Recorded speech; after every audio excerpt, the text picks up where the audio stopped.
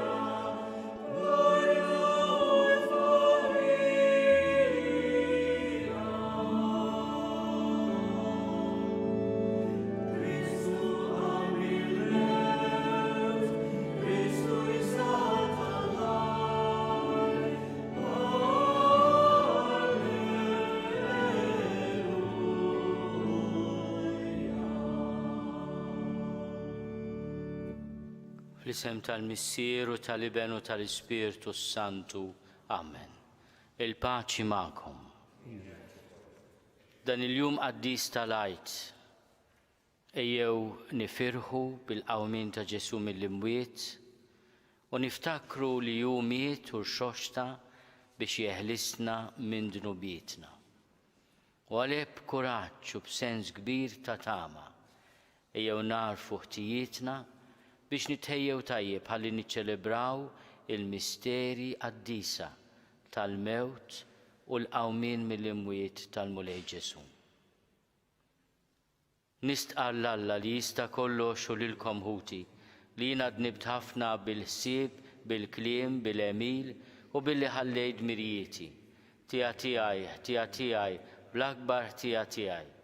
Għalhekk nitlob lill-imqazza Marija dejjem Verġni, lill-anġli u l-qaddissin kollha u lilkom ħuti biex titolbu għalija lill-mulej Alla tagħna. Eħenna lina Alla li jista' kollox jaffrinna dnubietna u jwassalna għal ħajja ta' dejjem.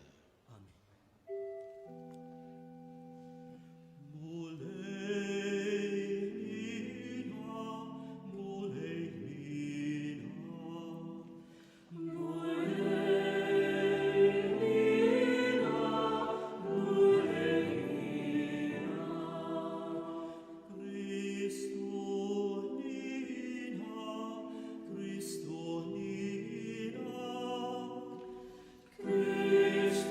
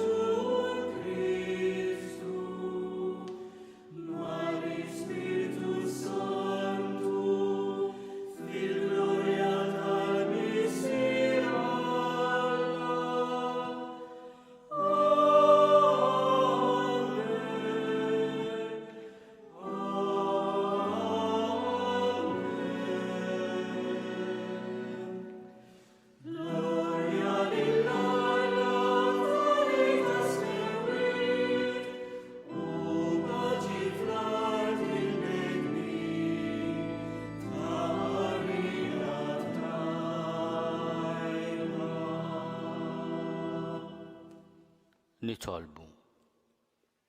U Alla llum bibnek il-waħdin il-mewt ġiet meluba u int ftaħtilna l-bieb tal-ħajja ta' dejjem. Għatina li aħna niċċelebraw il-festa solenni tal-qawmien tal-mulej mill-imwiet, niġġeddu bl-Ispirtu Qaddis tiegħek u nqumu għal dawl tal-ħajja. Bibnek Ġesu Kristu Sidna li hu Alla u miegħek jgħix u jsalta flimkien mal-Ispirtu Santu għal dejjem ta' dejjem.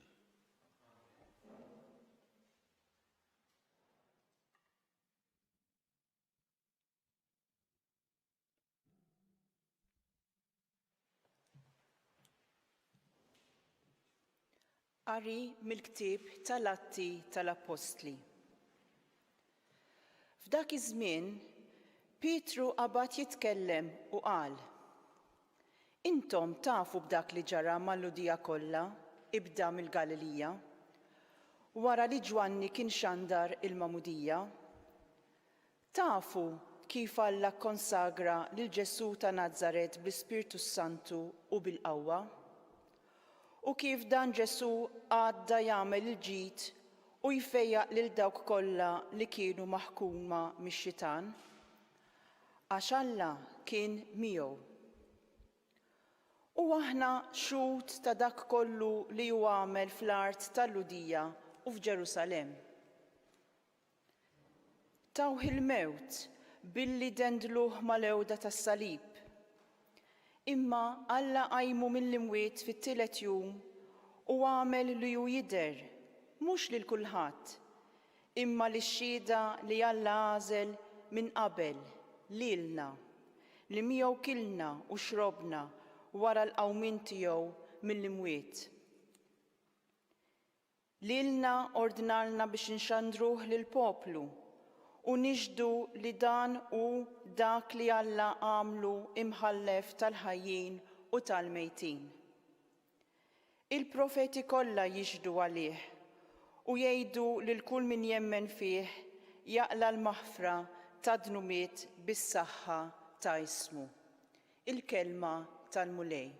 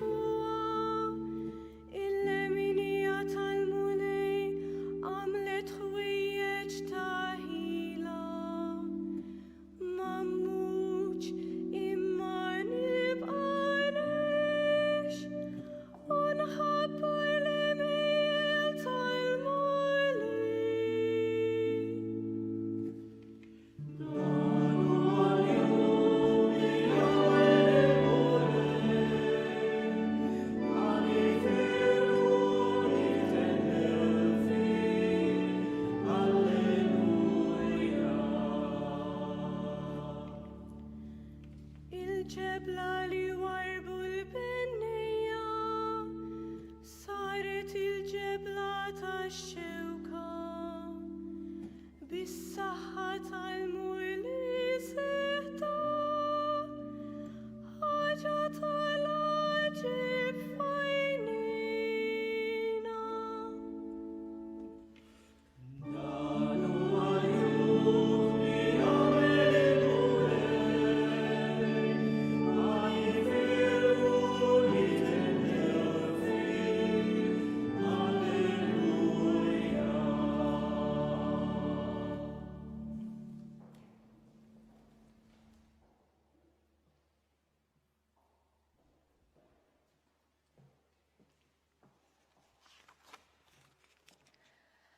Qari mill-ewwel ittra ta' San Pawl Apostlu lill-Korintin. Ħuti, ma tafux li ftit ħmira ittella l-għaġna kollha? Tnatfu mill-ħmira l-qadima, ħalli tkunu għaġna ġdida, kif intom bla ħmira.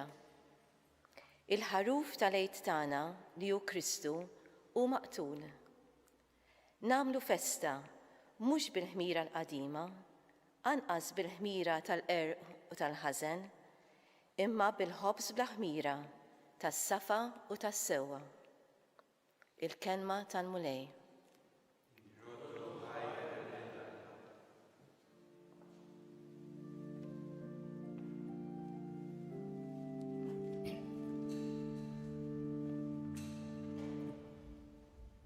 Victime Pascali laudes, immolem Christiani.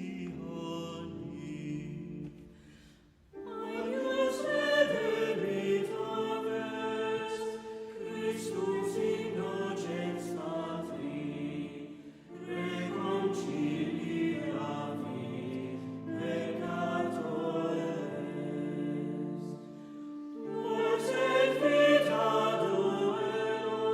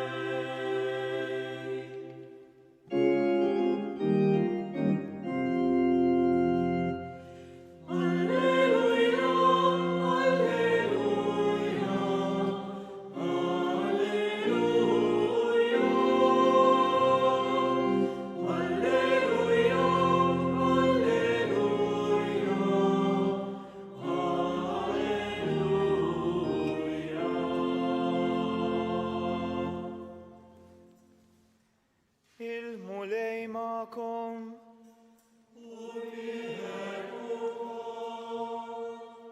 Qari mill-Evanġelju skont San Ġwan.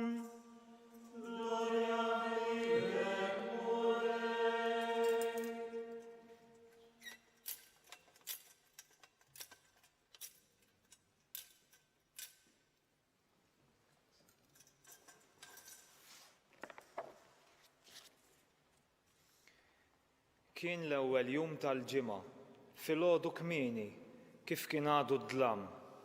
U Marija ta' Magdala ġiet ħdejn il-qabar u rat il-blata mneħħija mill-qabar.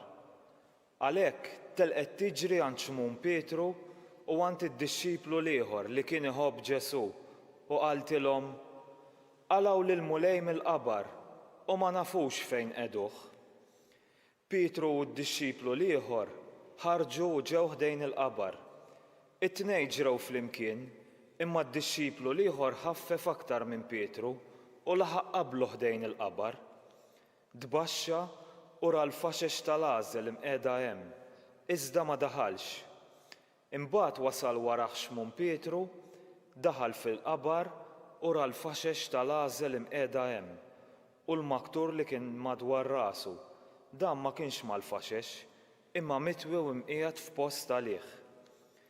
Imbagħad id-dixxiplu ieħor li kien wasal l-ewwel ħdejn il-qabar daħal hu wkoll, ra u emmen. Sa dakinhar kienu għadhom ma femux l-Iskrittura li tgħid li kellu jqum mill-imwiet. Il-kelma tal-mulej.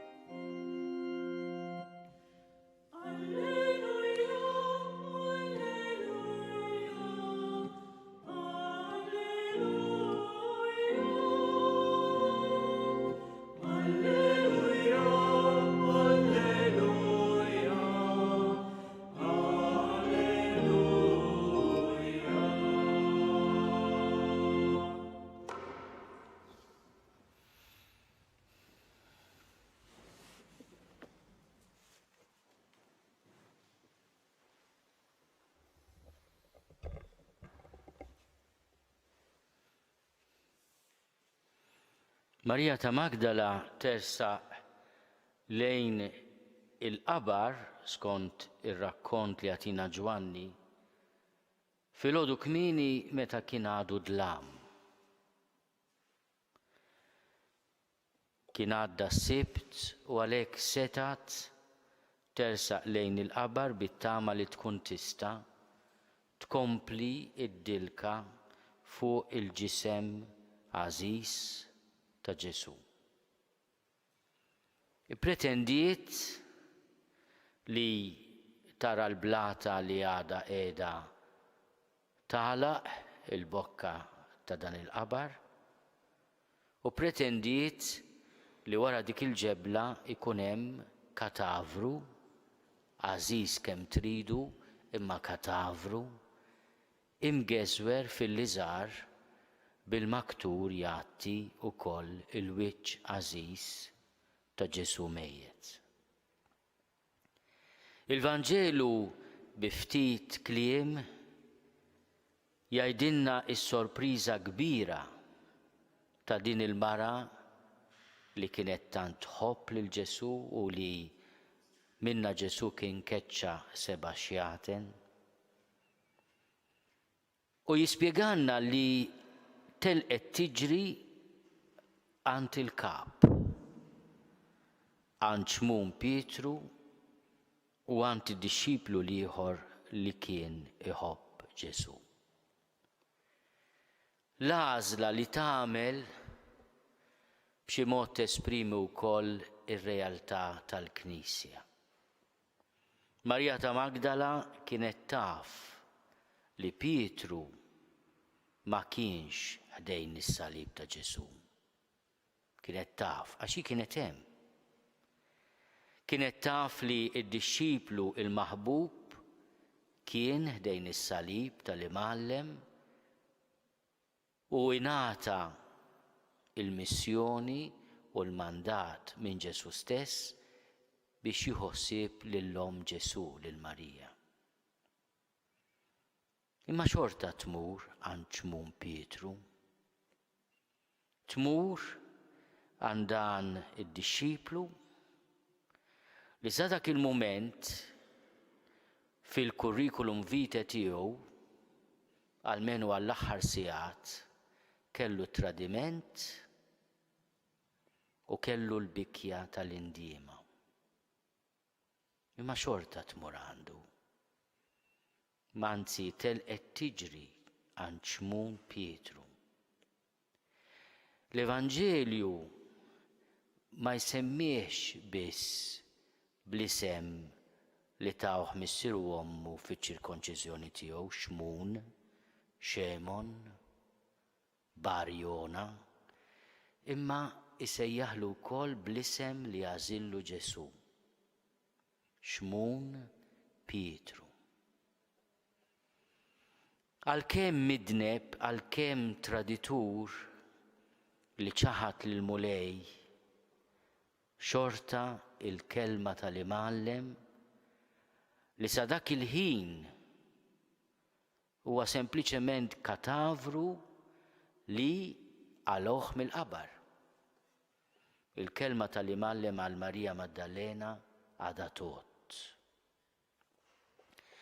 Forsi b'garanzija tmur ukoll għand id-dixxiplu ieħor li kien iħobb Ġesu li kienet taf li fl-aħħar sigħat kien dak li wera fedeltà kbira anke quddiem is-siegħa tal-ikbar umiljazzjoni tal-mulej Ġesu.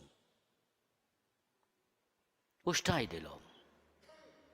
Għalgħu lill-mulej mill-qabar u ma nafux fejn qegħduh. Hawnhekk jidħol dettall importanti li jinsisti fuqu l-Evanġelju ta' San Ġwan. Il-fatt li dawn it-tnejn kemm Xmun, Pietru u kemm Ġwanni, id-dixxiplu l-maħbub, jitilqu jiġru lejn il-qabar. Ġwanni x'aktarx li żied wieħed żagħżugħ jasal qabel.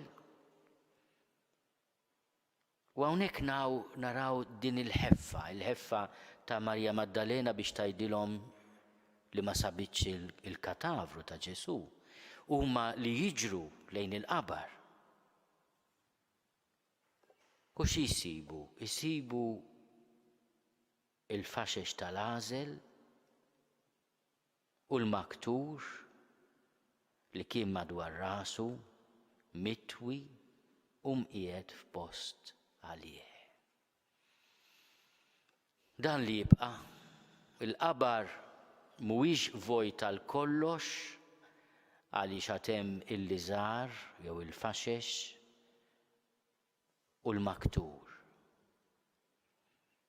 U b'dan id-dettall Ġwanni jgħidilna li l-ewwel impressjoni ta' Marja Maddalena kienet dik żbaljata għax min jieħu katavru mhux joqgħod iħollu mill-faxex u jneħħilu l-maktur, jaqbad u jieħu kollox. U meta aħna bħalma kellna l-opportunità l-bieraħ nieqfu u nitolbu quddiem il-liżar li kebbeb il-ġisem għażiż ta' Ġesu li aħna nqimu f'Torin, is-sindone jew il-liżar għażiż ta' Kristu, nifhmu li dak huwa li ħallilna bħala tifkira tal-qawwa kbira tal-ħnina tal-Alla. Ġesu mhuwiex katavru, imma huwa ħaj. Id-dixxiplu li kien iħobb jidħol fil-qabar vojt, jara u jemmen. X'jara? jara qaber vojt, jara il-liżar jew il-faxix u l-maktur imqiegħed f'post għalih u mitwi u jemmen il-kelma ta' Ġesu.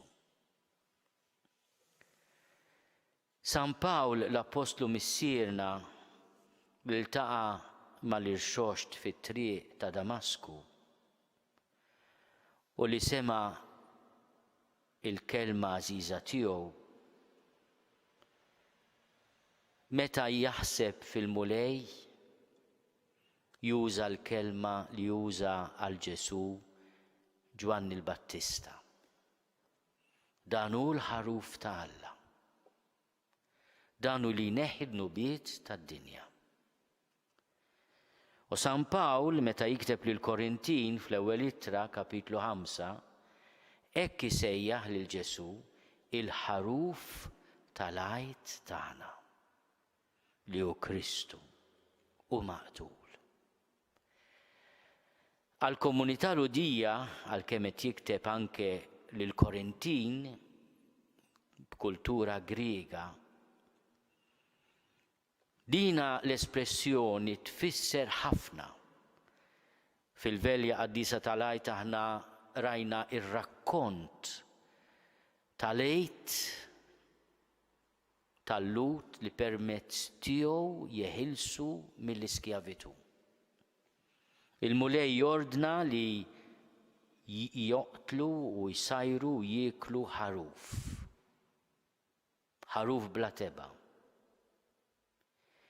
U dak l-ewwel għejt jibqa' jimmarka dan il-jum qaddis anke għalina l-insara bħala l-jum tal-ħelsien. U għalhekk l-Apostlu missierna San Pawl lil Ġesu jsejjaħlu il-ħaruf tal-għajt. Għaliex huwa s-sagrifiċċju tal-ħelsien tagħna. Il-ħaruf tal-għajt tagħna li hu Kristu u maqtul. Nagħmlu festa jgħid San Pawl. Għaliex din hija l-festa tal-ħelsien tagħna. U jirreferi għal fatt li waqt l-ikla tal-għajt peress li ma kellhomx ċans li iħallu l-ħmira tola u hekk l-għaġna tkun tajba biex tagħmel il-ħobż kif nafu aħna u kellhom jagħmlu ftajjar qażmi mingħajr ħmira, jagħti l-immaġini tal-ħmira. Il-ħobż bla ħmira huwa element ieħor mill-ikla tal-għajt li għal poplu ludi, għal poplu ta' Alla kien ifisser il-passaġġ mill-iskjavitu għal ħelsien. Pasħa hekk tfisser dan it-transitu. Din il-mogħdija mill-jasar għal ħelsien. U Pawlu juża espressjoni li kien uża wkoll Ġesu għaliex dawn iż-żewġ espressjonijiet insibuhom ukoll fil-Vanġeli. Ġwanni sejjaħ Ġesu lil Ġesu bħala l-ħaruf ta' Alla. Imma Ġesu stess ħin minnhom fuq id-dgħajsa lill-Apostli isemmilhom il-ħmira ta' Erodi u l-ħmira tal-Fariżej. U jgħidilhom oqgħodu attenti mill-ħmira ta' Erodi u mill-ħmira tal-Fariżej.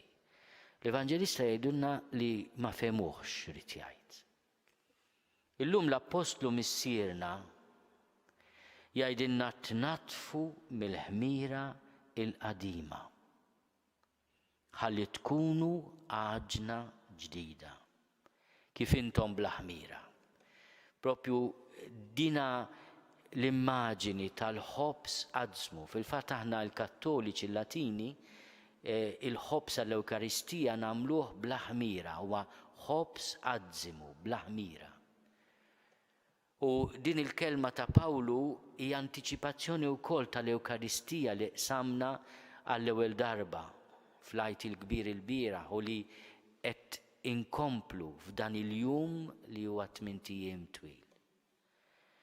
Dan il-ħobs bl-ħmira li aħna noffru fl-Ewkaristija u li nirċivuh trasformat fil-misteru tal-Ewkaristija, fil-ġisem ħaj ta' Ġesu, huwa s-sinjal tat-tiġdid tagħna.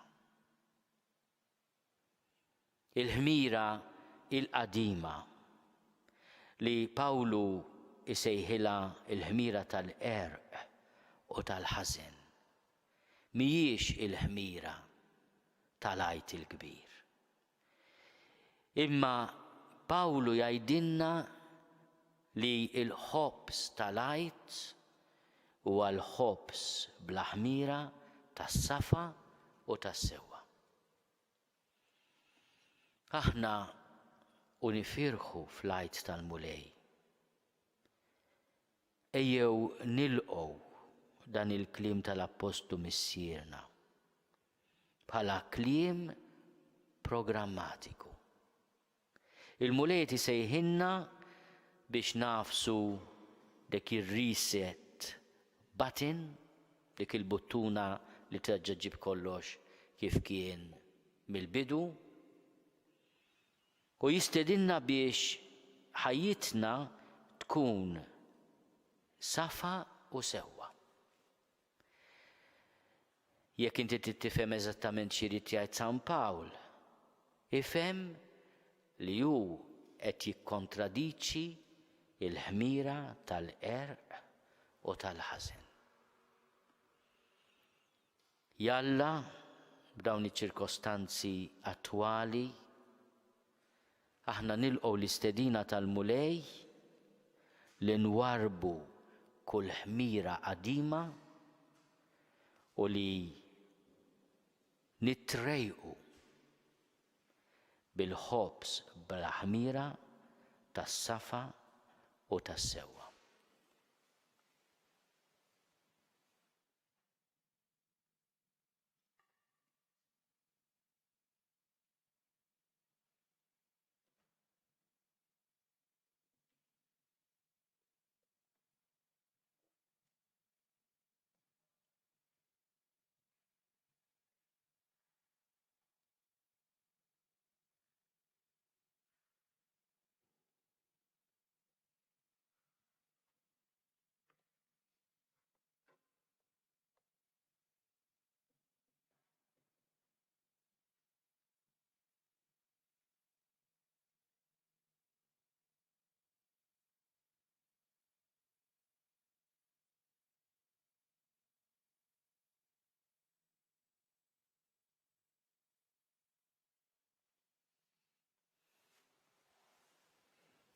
Jina nemmen falla wieħed il-missier li jista' kollox li ħalaq is-sema u l-art, dak kollu li jidher u dak li ma jidirx. U f'mulej wieħed Ġesu Kristu iben waħdini ta' Alla, imnissel minn missier qabel kull żmien. Alla minn Alla, dawl minn dawl, Alla veru minn Alla veru, imnissel mhux magħmul, natura waħda mal-missier u bih sar kollox. Niżel mismewiet għalina l-bnedmin u għal-fidwa tagħna u ħal-ġisem bis-seta tal-Ispirtu Santu minn Marija Verġni u sar bniedem. Salbu ħalina bata taħt Ponzju Pilatu, mietu difnuh u fit-tielet jum qam minn bejn l-imwiet skont il-kotba mqazza u tela s-sema u qiegħed fuq il-lemin tal-missier u għandu jerġa' jiġi bil-glorja biex jagħmel ħaq mill-ħajjin u mill-mejtin u s-salbna tiegħu ma jkollix tmiem. U fl-Ispirtu Santu mulej li jagħti l-ħajja li ġej mill-missier u mill-liben li hu meqjum u mweġġaħ flimkien mal-missier u mal-liben u li tkellem f'hom il-profeti. U fi Knisja waħda qaddisa kattolika apostolika nistqar ma' mudija waħda għal maħfra tad-nubiet u nistenna l-qawma mill-imwiet u l-ħajja ta' żmien li ġej. Amen. Ejjew nirresqu t-talb tagħna quddiem il-mulej dan il-jum qaddis tal-għajt. Nitolbu l-ewwel nett tal-qdussija tiegħu l-Papa Franġisku biex int mulej itqawwih tagħtih is-saħħa, tagħtih id-dawl, l-erf u l-qdussija. nitolbu. Nitolbu għal-ministri kollha tal-Knisja għalina l-isfijiet, tas-saċerdoti, id-diakni, l-katekisti, u l-lajċi kollha impenjati biex inti timlina bit-tama fik. Nitolbu. Nitolbu għal-kapijiet tan-nazzjonijiet u għal dawk li jmexxuna biex inti l-mulej iżejjinhom bil-għaqal, bl-erf, b'sens kbir ta' ġustizzja u ta' modrija. Nitolbu. Nitolbu għal dawk li qegħdin jaħdmu fil-qasam tas-saħħa. Mod speċjali f'dawn il-momenti u dawk kollha li qegħdin jikkuraw il-morda bil-COVID-19. Nitolbu għal morda kollha u għal familji kollha tagħhom biex int mulej tkun is-saħħa, il-qawwa u l-faraġġ tagħna. Nitolbu. Nitolbu għal forzi tal-ordni, għal pulizija, għal membri tal-armata, għal korpi disciplinati kollha biex ikunu nies li għandhom sens qawwi ta' ġustizzja, imma fl-istess ħin joffru sikurezza li tagħti serenità u paċi lil kulħadd. Nitolbu. Nitolbu għall-immigranti, kemm dawk li qegħdin fostna u kemm dawk li qegħdin iterqu fil-Mediterran, biex inti tieħu ħsiebhom u trattab il-qalb tal-ġebel tagħna u tagħmilha qalb tal-laħam. Nitolbu.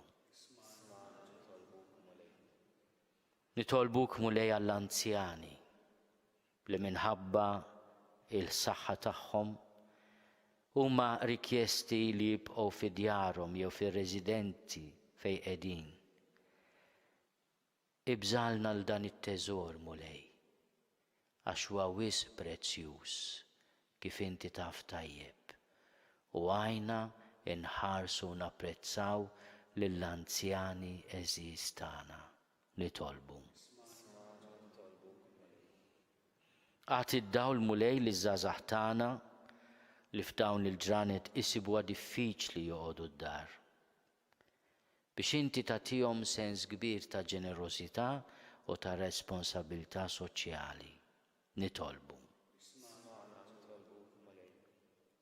Nitolbu għal-mejtin tagħna mulej, b'mod speċjali dawk li mietu mingħajr il-preżenza tal-eżis tagħhom minħabba l-mart jew minħabba ċirkostanzi. Biex inti li kont dejjem magħhom issa tilqahom u tħaddanhom bil-ħniena bla tarf tiegħek. Nitolbu. Kulħadd jagħmel talba personali f'qalbu, fġieħ il-mewt u l-qawmien glorjuż tal-mulej.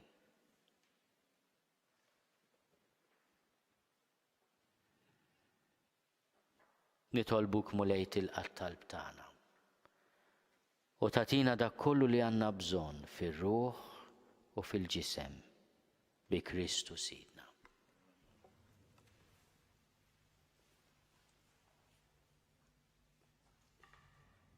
Alleluia.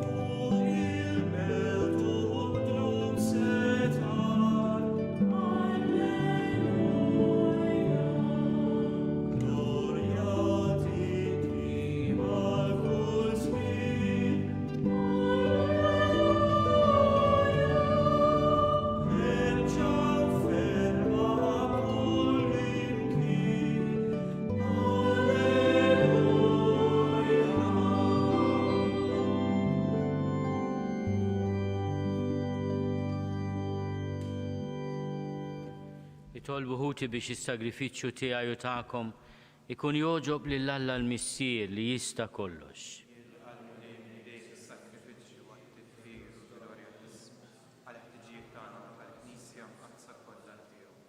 Qalbna mimlija bil-ferħ tal-għajt, se nofrulek mulej is-sagrifiċċju li bih il-Knisja tiegħek mod tal-għaġeb titwilet bil-ġdid u tieħu l-għajxien tagħha bi Kristu Sidna.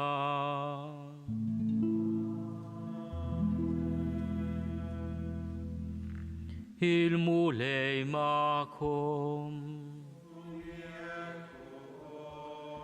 Nerfgħu qlubna l-fuq. Niżuħaj il-mulej Alla tagħna.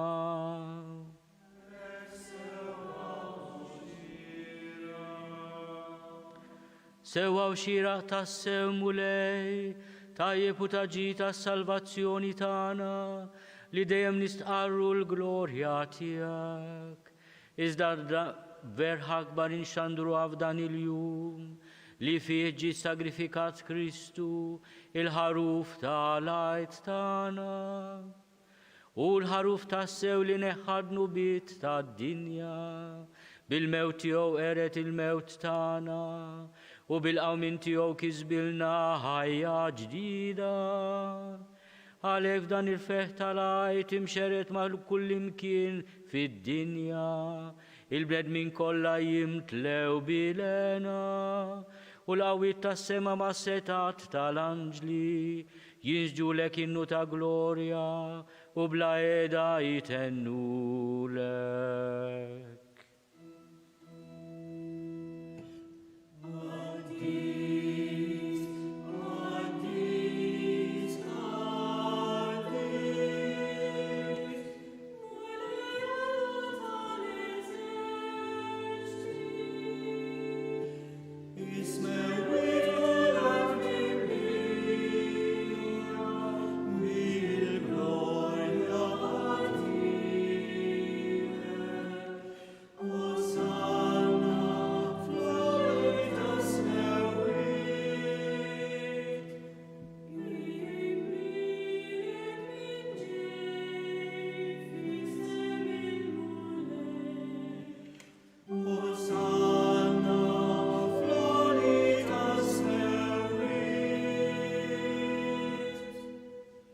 Għaddis tas-sew int mulej, inti l-għajn ta' kull dusija. Għaddis għalhekk nitolbuk dawn l-offerti bil-barka tal-Ispirtu tiegħek biex isiru għalina il-ġisem u d-dem ta' Sidna Ġesu Kristu. Li meta kien se jingħata biex minn rajħi bati, ħal ħobs, ratti l-ħajr, qasam, tali disċipli tiegħu u qal, ħudu u kulu l-koll minn dan, għax dan huwa ġismi li jingħata għalikom.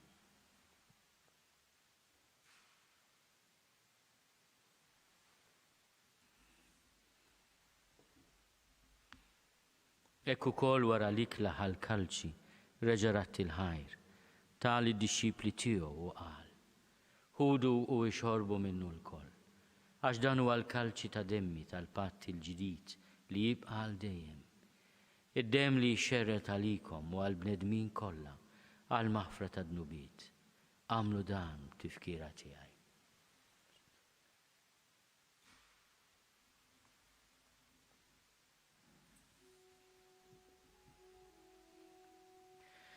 Dan hu l-misteru tal-fidi. Inħabru l-mewt tiegħek mulej, inxandru bil-ferħ il-qawmin tiegħek, nistennew sa tiġi fil-glorja.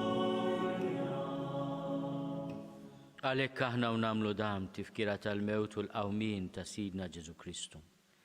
Nofrulek mulej il-ħobs tal-ħajja u l-kalċi tas-salvazzjoni. Unrodulek ħajra xoġbok tilqana un qudiemek biex naqduk. U miċċokontana nitolbu li l-Ispiritu Santu jaqadna f'ġisem wieħed, lilna li nieħdu sehem il-ġisem u d-dem ta' Kristu. Ftakar mulej fil-Knisja tiegħek imxerda mad-dinja kollha. Wettaqa fl-imħabba fl-imkien mal-Papa Franġisku. Miegħi għaddej tiegħek mingħajr ma jistoqli, mal-Isqof Joseph li qed jgħinni, mal-Isqof Mario u mal-Ministri tiegħek kollha. Ftakar ukoll fħutna li raqdu bit-tama tal-qawmien. Ftakar fil-mejtin kollha. Daħħalhom quddiemek fid-dawl tas-seb tiegħek. Ħenna lina l-kol nitolbuk. Għati lilna wkoll il-wirt tal-ħajja ta' dejjem, flimkien mal-Verġni Mqazzom Malla Marija, mal-Arus tagħha San Giuseppe, mal-Apostli u l-Qaddisin kollha li jgħixu fil-ħbiberija tiegħek sa mill-bidu tad-dinja. Għamel li magħhom infaħruk u nsebħuk, Ġesu Kristu ibnek. Bi Kristu ma' Kristu fi Kristu, jingħata lilek Alla missier li tista' kollox, flimkien mal-Ispirtu Santu, kull ġew glorja għal dejjem ta' dejjem.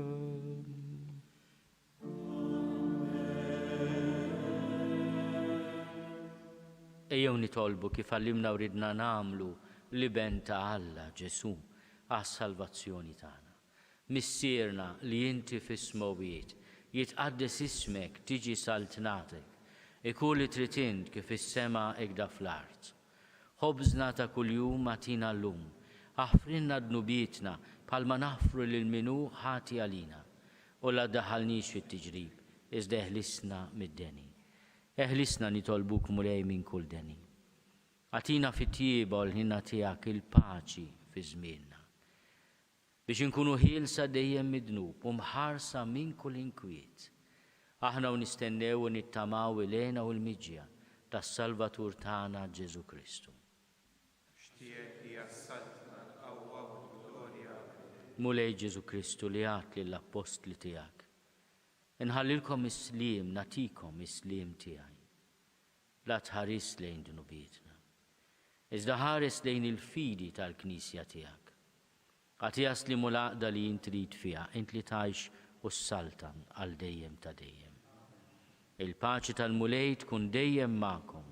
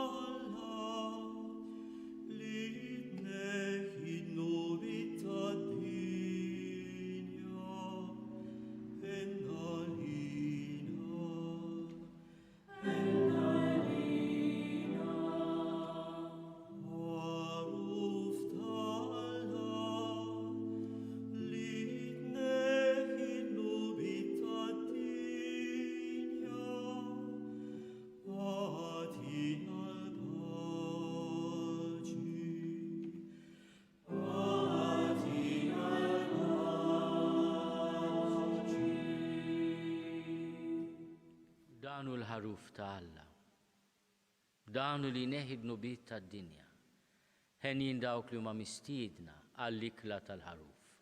Mulej ma jistoqlix li tidħol taħt is-saqaf tiegħi, iżda biss kelma waħda u ruħi tkun infejħa.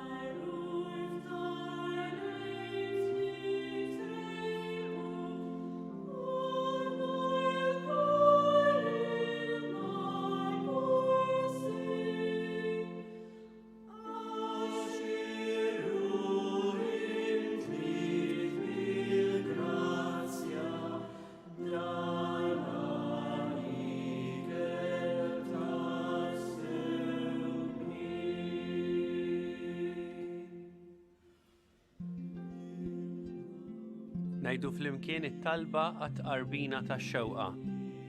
Ġesu, jiena nemmen li inti tinsab ta' bilħaq fis-sagrament tal-Ewkaristija. Irrid inħobbok fuq kollox u fuq kulħadd. Inti taf li nixtieq nirċevik ġewwa fija. Imma ġala darba bħalissa ma nistax nilqek ġewwa fija sagramentalment, nitolbok li tiġi fija spiritwalment. Ejja għandi, Ġesu tiegħi, biex jiena niġi għandek. Ħeġġiġni bl-imħabba għalik, biex f'ħajti u f'mawti jiena nemmen fik, nitma' fik u nibqa' nħobbok għal dejjem.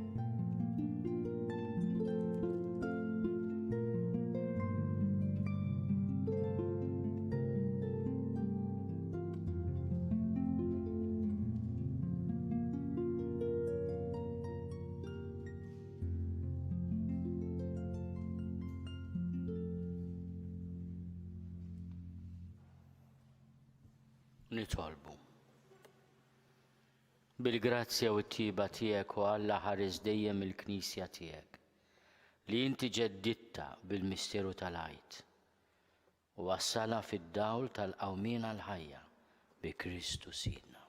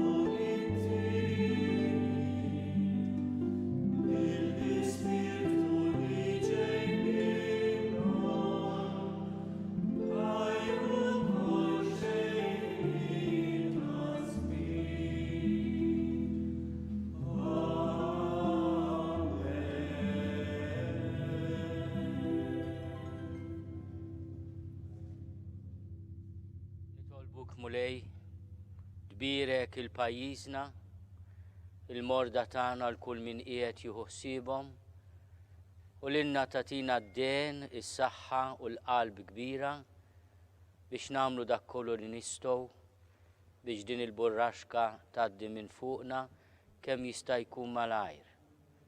Atina d-den u s-saħħa narfu x'inhu dak li jibqa' dejjem u x'inhu dak li huwa fruwa u li jispiċċa malajr.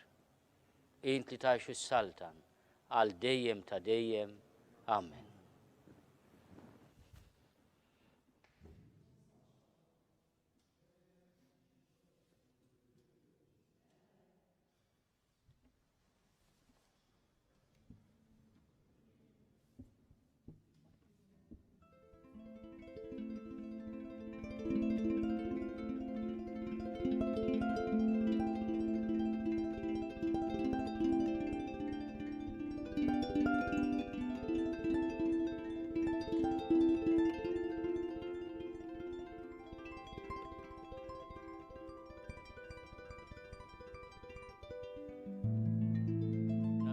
ko Ġesu mberkuk, għas-salibek u l-mewt tiegħek inti fdejtna.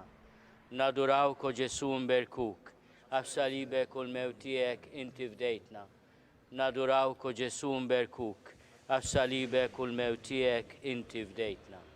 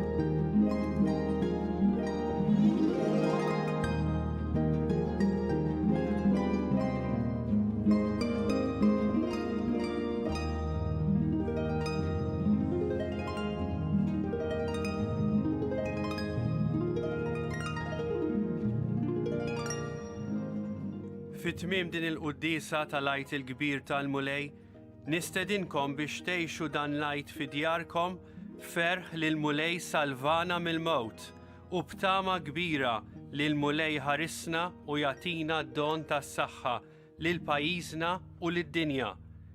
Din il-quddisa ser tiġi mtennija llejla fis-6:30 fuq TVM2, għada filgħodu t-tnejn inkunu magħkom fid-9:30 għaċ-ċelebrazzjoni tal-quddisa u wkoll it-talba tar-Rużarju. Nagħtikom il-koll l-għajt it-tajjeb fil-mulej Ġesu li rebaħ fuq il-mewt il-ħajja ma tmut qatt. Insellmilkom.